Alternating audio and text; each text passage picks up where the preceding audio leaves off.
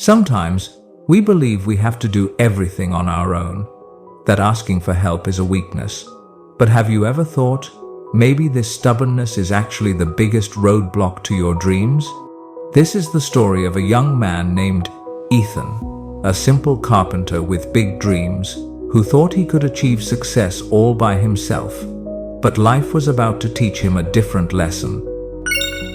In a quiet little village, surrounded by green fields and rocky roads, lived Ethan. He was just 23, working alone in a small workshop he had inherited from his late father. The roof was falling apart, his tools were old, and customers always tried to bargain down his prices. After long days of work, he earned just enough for bread, soup, and firewood. But Ethan was a dreamer. Many nights, he would sit by his window, staring at the distant hills and whisper to himself, "One day, I'll own a big furniture store. People will come from far away to buy my work." Reality, however, was not so kind. Whenever he saved a little money, some unexpected problem would appear: a leaky roof, a broken tool, or medical bills for his sick mother.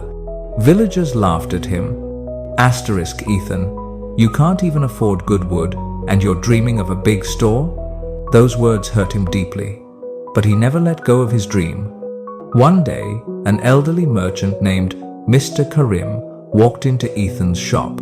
He ordered a large dining table, the biggest project Ethan had ever received. The payment was good, but halfway through, trouble struck. Ethan ran out of wood. Prices had doubled in the winter season, and he couldn't afford enough. He tried borrowing money, but no one helped. That night, he sat hopelessly on a bench, wondering if he should just sell his shop and give up. But then, he remembered his mother's words. Every big journey begins with a small step. Don't be afraid to start, no matter how hard it gets. The next morning, with renewed courage, Ethan took some folding chairs he had built and traveled to the city market. At first, no one paid attention. But around noon, a wealthy lady stopped, admired his work, and bought all the chairs. With that money, Ethan bought the wood he needed and finished the dining table right on time.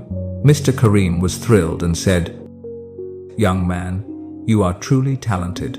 Never give up on your dream." Soon, orders came pouring in, and then came his biggest challenge yet. A businessman from the city ordered 10 dining tables in just 1 month.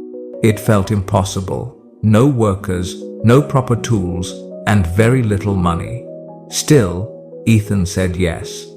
To raise funds, he made a painful sacrifice. He sold his father's last memory, a gold pocket watch. With tears in his eyes, he let it go. But he knew sometimes sacrifices are needed to move forward. He bought the best wood and worked day and night. He skipped meals, lost sleep, and his hands were cracked from labor. Villagers begged him to take a break, but he refused. Then, in the final week, disaster struck. One of the tables kept breaking due to a flaw in the wood.